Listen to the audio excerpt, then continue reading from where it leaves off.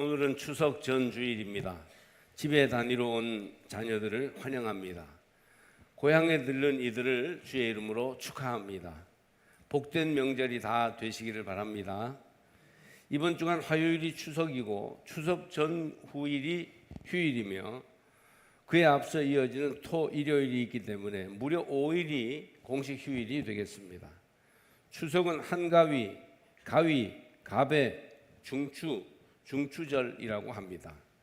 더도 말고 덜도 말고 한가위만 같아라는 속담처럼 가을의 한가운데 달이며 또한 8월의 한가운데 날이라는 뜻을 가지고 있는 연중 으뜸 명절입니다. 추석을 글자대로 풀이하면 가을 저녁이 되죠. 나아가서는 가을의 달빛이 가장 좋은 밤이라는 뜻입니다. 이 이름은 예기에 나오는 조춘일 추석월에서 유래했다고 합니다. 달이 유난히 밝은 좋은 명절이라는 의미를 갖고 있습니다. 올해는 비가 와서 어떨지 모르겠네요. 추석이란 상징적인 의미로서 조상들을 기억하여 기리고 강강술래, 줄다리기, 소놀이, 씨름을 하였다고 합니다. 집집마다 송편을 빚어 먹으며 토란국, 누름젓, 닭찜, 산적, 갈비 등을 해먹었다고 합니다. 그야말로 풍년절기이며 생활 명절이라고 하겠습니다. 마침 오늘은 감리교회가 제정한 기독교 교육 진흥주일입니다. 맛있는 음식을 해먹고 가족들이 밤바다에 나가 보름달을 즐기는 것도 다 좋지만 웨슬리가 말년에 했던 말처럼 가장 좋은 것은 하나님이 우리와 함께하는 것입니다. 가정마다 대를 이어 진정한 그리스도인이 되어 하나님이 주시는 복을 마음껏 누리시기 바랍니다. 육적 복만 누리지 말고 영적인 복이 넘쳐나시기를 축복합니다. 그러려면 어떻게 해야 예수님의 제자가 될 수 있을까요? 사람을 예수 믿게 하고 또 더 나아가서 예수 제자 삼는 일은 기독교 교육의 목표요, 기독교 신앙 자체의 목표이기도 합니다. 그리스도인을 지칭하는 말들이 많이 있어요. 어떤 사람은 종교인 혹은 기독교인이라고 부르고 성도라고 부르기도 합니다. 교인이라는 호칭도 많이 씁니다. 그런가 하면 영어를 쓰다 보니 멤버라고 부르기도 합니다. 회원이라는 뜻입니다. 그리스도인이라는 말은 성경에도 나오는 그리스도인을 가리키는 정식 명칭입니다. 한편 형제 혹은 자매라고 요약하여 부르기도 합니다. 그런 그리스도인의 호칭 중에 제일 의미 있고 수준 높은 이름이 바로 제자가 아닐까 합니다. 제자는 따르는 자라는 의미도 되고 어떤 위대한 분의 학생이라는 말도 되며 어떤 원칙이나 원리를 함께 따르는 무리라는 말로도 쓰입니다. 제자는 스승의 가르침과 삶을 잘 배우고 행하는 사람이에요. 예수님도 너희가 내 말에 거하면 참으로 내 제자가 되고 진리를 알지니 진리가 너희를 자유케 하리라 하셨습니다. 요즘 워낙 지도자들을 많이 얘기하고 권세 잡은 그런 중요한 사람들을 얘기해서 우리 모두가 지도자, 리더가 되고 싶어 하는데 남을 리드하는 리더가 되기 위해서는 먼저 따르는 팔로워가 되어야 합니다. 잘 따라가는 사람이 잘 이끄는 사람이 될 수 있어요. 제자는 형식적으로 남 따라다니거나 무의미한 교회 생활을 하는 사람이 아니에요. 믿음의 길에서 예수님의 제자는 제대로 하는 자라고 제가 말을 좀 풀어보겠습니다. 제자는 제대로 하는 자입니다. 오늘날 교회 안에 기독교 환자가 가끔 있습니다. 신앙의 바른 길을 걷지 못하고 잘못된 것만 배워서 교회에 해를 끼치고 신앙생활을 하는데 미신 섬기듯이 이기적인 행동만 하면서 하나님의 영광을 가리는 사람들을 일컬어 기독교 환자라고 말합니다. 기독교 교육의 목적은 기독교 환자를 참된 신자로 만들어내는 데 있습니다. 진정한 그리스도인, 제대로 하는 신앙인을 만들어내는 것이에요. 그래서 그리스도의 제자, 예수님의 제자를 잘 길러내는 것이 교회의 존재 이유여 가야 할 목표인 것입니다. 우리 교회는 어른아이를 막론하고 예수님의 제자들이 많이 나오기를 축복합니다. 여러분 모두가 예수님의 제자가 되시기를 축복합니다. 예수님의 제자가 되면 예수님과 인격적인 만남과 교제가 있어요. 그냥 예수 따로 나 따로가 아니고 예수님과 대화가 되고 예수님과 교제하게 되는 것입니다. 형식적으로 막연하게 오가는 사람이 아니라 예수님과 살아있는 영적인 교제가 있어 생명력 있는 신앙생활을 합니다. 신앙생활 제대로 하려면 사람과만 만나고 무슨 일만 하다가 말아서는 안 됩니다. 예수님을 만나고 예수님과 대화하고 예수님과 친밀하게 지낼 수 있는 사람이 제대로 된 신앙인입니다. 답답할 때, 외로울 때, 힘들 때 예수님을 친구나 부모처럼 대화하고 만날 수 있는 사람이 복된 신앙인이죠. 또 예수님의 제자는 예수님과 대화와 친교가 있을 뿐 아니라 변화와 성장이 계속 일어나는 사람을 가리킵니다. 신앙생활 오래 하면서도 도무지 변화도 없고 믿음과 생활에 발전이 없는 사람을 제자라고 보기는 어렵습니다. 믿음의 길에서 너무 빨리 스승이 되고 가르치는 자가 되려 했기 때문에 제자가 될 겨를이 없어서 제자가 아니기에 진정한 변화와 성장을 이루지 못한 영적 안진뱅이들이 많이 있습니다. 배우려고 하지 않고 섣부르게 가르치려고 할 때 영적인 성장과 변화를 멈추게 되는 것이에요. 여러분은 제자이십니까? 여러분은 말씀을 들을 때 예배 드리고 나면 뭔가 깨달음이 있고 변화가 일어난다고 생각되십니까? 그 변화를 통해서 성장하는 신앙인 제자가 되어야 합니다. 제자가 되어 변화와 성장이 일어나기를 주의 이름으로 축복합니다. 또 예수님의 제자가 되면요, 이렇게 주님과 만남과 교제를 하고 변화와 성장이 있을 뿐 아니라 그 결과로 열매와 축복이 있습니다. 제자가 충실하게 되면 예수님이 우리 가운데 살아계시고 그때 열매 맺히는 생활을 하게 돼요. 인내자비 사랑 희락 화평 인내자비 양선 충성 온유 절제와 같은 성령의 열매를 맺게 되는 것이에요. 그 열매가 얼마나 다양하고 풍성한지 결국 우리 삶에 놀라운 축복으로 나타납니다. 여러분 복받기를 원하십니까? 예수님의 제자가 되십시오.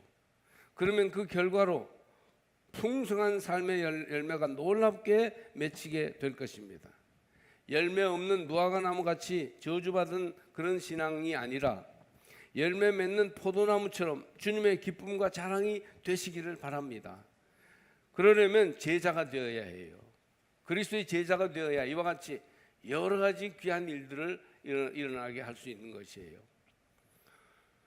오늘 본문은 가이사랴 빌립보 지방에서 제자들에게 신앙 고백을 들으신 후에 나를 따라오려면 어떻게 해야 한다고 가르쳐 주시는 말씀입니다. 이 말씀을 전체적으로 보면 제자가 되려면 어떻게 해야 하는지를 알 수 있어요. 제자 되는 사람들은 이런 몇 가지 중요한 면을 꼭 이루어야 한다. 세 가지를 특별히 행해야 한다 하는 것을 예수님이 가르쳐 주십니다. 먼저 예수님의 제자가 되려면 예수님을 바로 알고 말할 수 있어야 합니다. 말하자면 신앙 고백이 뚜렷해야 예수님의 제자라고 말하는 거예요. 예수님이 나를 따라오려거든 하면서 제자의 도를 말씀하시기 전에 제자들에게 사람들이 예수님을 누구라고 하는지 물어보셨어요. 그랬더니 누구다 얘기해요. 그 후에 예수님께서 너희는 나를 누구라 하느냐 물으셨어요. 주님은 우리에게도 너희는 나를 누구라 하느냐 물어보십니다. 그때 바르게 알고 바로 말할 수 있어야 돼요. 그냥 형식적으로 답을 외우듯이 아는 것이 아니라 나의 깨달음과 고백을 가지고 말할 수 있어야 합니다. 진정한 제자는 신앙 고백이 뚜렷한 사람이에요. 예수님이 누군지를 알고 사람들이 무엇을 믿느냐라고 말할 때 예수는 이런 분입니다라고 말할 수 있는 사람이 진정한 제자예요. 교회를 오래 다녀도 예수님을 제대로 알지 못하는 사람들이 많습니다. 성경도 진리도 교리도 너무 몰라요. 애매모호하게 그냥 막연히 알고 있지 정말 적용될 수 있게 분명히 얘기할 수 있게 알지 못하는 거예요. 그냥 감정적으로 분위기에 휩쓸려 교회에 다닙니다. 그러니 제자가 되지 못하고 제자가 되지 못하니 진정한 변화와 성장이 일어나지 않고 열매가 없는 것이에요. 깨달음을 얻어야 합니다. 너희는 나를 누구라 하느냐? 이런 질문이 내 앞에 다가올 때 분명한 자기 믿음의 고백을 가지고 있어야 합니다. 여러분 확실한 신앙 고백을 가지시기를 주의 이름으로 간절히 권면합니다. 배우기에 힘쓰고 진리에 대한 사모하는 마음으로 다가갈 때 우리는 점점 신앙 고백이 분명해져서 제자가 될 수 있습니다. 적지 않은 교회들이 가르치기에 힘쓰고 많은 교인들이 배우기에 힘쓰는 반면에 어떤 교회, 어떤 교인들은 전혀 배우는 일에 노력하지 않습니다. 미국 같은 경우에는 많은 교회들이 열심히 가르치고 배웁니다. 부흥하는 교회, 능력 있는 교회는 대부분 교인들이 공부하는 교인들이었습니다. 주일날 이른 아침에 교회에 가보면 나이가 지긋한 어른들이 교재를 가지고 열심히 공부하고 토론합니다. 어린아이들은 말할 것도 없고요. 미국에서 부흥하고 영적으로 충만한 교회들은 대부분 본당보다 교육관이 훨씬 큽니다. 각 교실이 있어서 거기서 다 분만 공부를 하고 공과 공부를 하면서 믿음을 배우는 것입니다. 그만큼 불신자를 신자 만드는 일보다도 신자를 제대로 된 제자 만드는 데 훨씬 노력하고 있는 것을 알 수 있어요. 먼저 우리가 믿어야 세상을 믿게 할 수 있을 거 아닙니까? 먼저 우리가 예수가 누구인지를 확실히 알아야 그 예수를 같이 믿자고 권할 수 있을 거 아닙니까? 그러므로 성도 여러분, 우리가 확실히 예수를 알고 있고 예수 믿는 도리를 분명히 남에게 전할 수 있게 되기까지 제자의 배우기를 열심히 하시기를 바랍니다.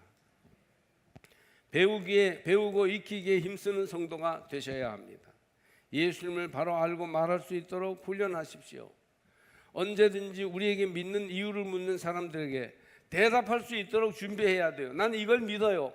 나는 이렇게 사는 것이 올바른 삶이라고 생각해요. 라고 말할 수 있어야 합니다. 우리 교회도 구원론 교육을 코로나 전까지 3기까지 공부했는데 제자 훈련은 시간 내기도 어렵고 배우기도 쉽지 않습니다.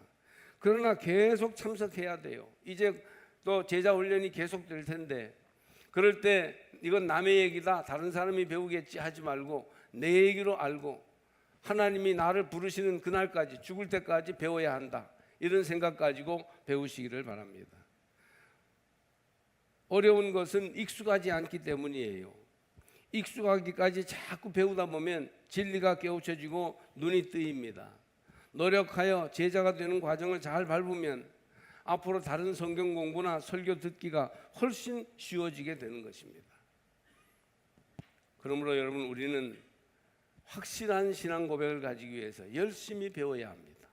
다음으로 예수님의 제자가 되려면 또 어떻게 해야 되느냐? 두 번째로 자기를 부인해야 합니다.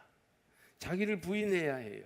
마가복음 8장 34절 오늘 읽으신 말씀을 보면 무리와 제자들을 불러 이르시되 누구든지 나를 따라오려거든 자기를 부인하고 자기 십자가를 지고 나를 따를 것이니라.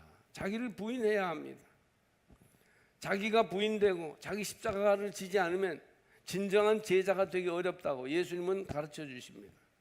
아르헨티나의 후안 카를로스 오르티즈 목사님은 제자입니까? 라는 책에서 오늘날 교인들이 제5복음을 믿는 것이 문제라고 지적하였습니다. 마태복음, 마가복음, 누가복음, 요한복음을 제4복음이라고 하는데 제5복음이라는 것은 성경에 없어요. 근데 제5복음이란 그분에 의하면 내가복음입니다. 내가복음. 사람들이 점점 자기중심적으로 자기 편한 대로 이기적으로 신앙생활을 하고 있다는 것입니다. 그래서 복음서의 말씀을 따르지 않고 자기에 따르는 삶을 신앙생활을 한다는 것입니다. 모든 것이 자기 위주로 돌아가기를 원하고 고집합니다. 자기 비위에 안 맞으면 진리도 은혜도 다 거부해버리고 교회가 여기뿐이야? 목사가 이 사람뿐이야? 하면서 떠나가 버린다는 것이에요. 이것은 성경에 나와 있는 복음서와는 완전히 다른 이단적인 복음서인데 마귀가 기뻐하는 제5복음입니다. 여러분 제발 제5복음을 믿지 마시기 바랍니다. 여러분은 성경 말씀대로 자기를 부인하는 삶을 살아야 합니다. 그래야 참 그리스도의 제자가 될 수 있습니다. 이 제5복음을 벗어버리고 자기를 부인해야 예수님의 제자가 될 수 있어요. 제자는 스승보다 앞설 수 없습니다. 제자는 스승을 이길 수 없습니다. 여기 아멘 하시기 바랍니다. 왜냐하면 우리가 스승을 이기려고 할 때가 많기 때문이에요. 제자의 방식과 제자의 생각에 스승이 따라오도록 하기보다 스승의 말씀과 생각에 제자가 따라가도록 해야 합니다. 그러려면 내가 복음을 버리고 자기중심적인 신앙생활을 넘어서야 합니다.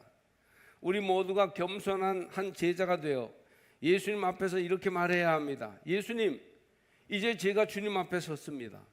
주님이 말씀하십시오. 제가 듣겠습니다.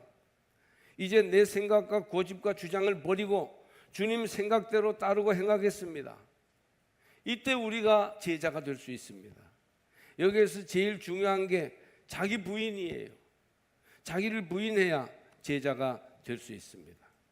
많은 그리스도인들이 영적인 왕자병, 영적인 공주병에 빠져 있습니다. 알지도 못하고 아는 척, 하지도 않고 하는 척, 믿지도 않으면서 믿는 척, 잘나지도 못했으면서 잘난 척, 의롭지도 않으면서 의로운 척 하고 있습니다. 주님이 우리를 보실 때 얼마나 한심하고 불쌍하겠습니까? 예수님도 선생이 되지 말라 하셨습니다. 우리는 주님 앞에서 영원한 학생이 되어야 합니다. 배워도 부족합니다. 주의 말씀 따라 살겠습니다. 그 길로 걸어가겠습니다. 그런 마음을 가지고 따라가야 합니다. 좋은 리더는 좋은 팔로워예요. 남을 이끌기 위해서는 내가 먼저 따라가는 삶을 살아야 합니다. 주님 앞에서는 그날까지 주님, 나는 너무 부족합니다. 모릅니다. 그러니 주님께 듣겠습니다. 가르쳐 주십시오. 자기를 부인하십시오. 주님을 얻기 위해 자기를 버리십시오. 그러면 제자가 될 것입니다. 끝으로 예수님의 제자가 되려면 나를 따라오려거든 자기를 부인하고 자기 십자가를 지고 나를 따를 것이니라. 예수님을 따라가야 합니다. 따라간다는 말은 행동을 가리켜요. 우리의 믿음과 생각이 말에만 머물러 있고 마음에만 머물러 있으면 우리는 제자가 아닙니다. 우리의 믿음이 행동과 삶으로 나타날 때 비로소 우리는 제자가 됩니다. 제자가 되라는 말씀에 아멘하는 사람들은 말씀을 실천하는 사람, 믿음대로 행하는 사람이 되어야 합니다. 늘 생각만 하고 행동으로 옮기지 못하면 스스로를 속이고 내 안에 계신 성령을 속이는 죄를 범하는 것이니 조심하십시오. 오늘날 이렇게 말하는 사람들을 봅니다. 그리스도는 좋다. 그러나 그리스도인들은 싫다. 예수의 가르침은 좋다. 그러나 그 예수의 가르침을 전하는 교회는 마음에 안 들 때가 많다. 그리스도는 좋아하면서 기독교를 싫어하는 이유가 무엇입니까? 바로 오늘 그리스도를 내세우고 있는 그리스도인들의 삶이, 행동이 잘못되어 있기 때문입니다. 생각만 하거나 말만 할 뿐 행동과 삶으로 나타나지 않는 껍데기 그리스도인들에게 현대인들이 실증을 내고 있습니다. 무늬만 예수요, 중심은 세속입니다. 겉으로는 하나님을 따르는데 속으로는 자기 욕심을 따라갑니다. 그러므로 우리 속에 있는 악을 보고 기독교는 이제 미움받는 종교가 되어버렸습니다. 소금이 그 맛을 잃으면 땅에 버려져 밟힐 뿐입니다. 우리가 그 말씀대로 지금 이루어지고 있음을 보지 않습니까?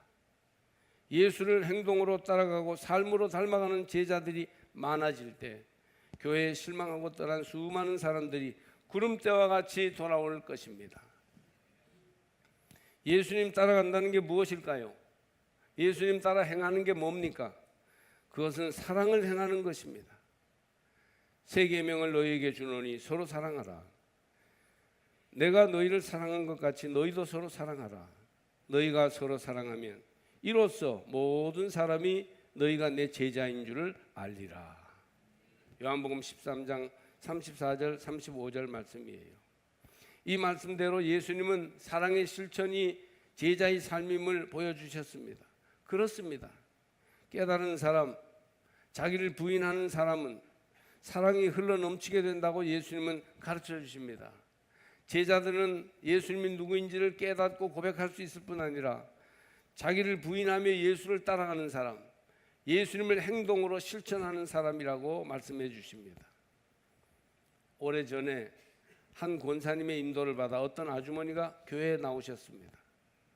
그분은 절대 교회 나올 분이 아니고 절에 열심히 다니는 분이었습니다.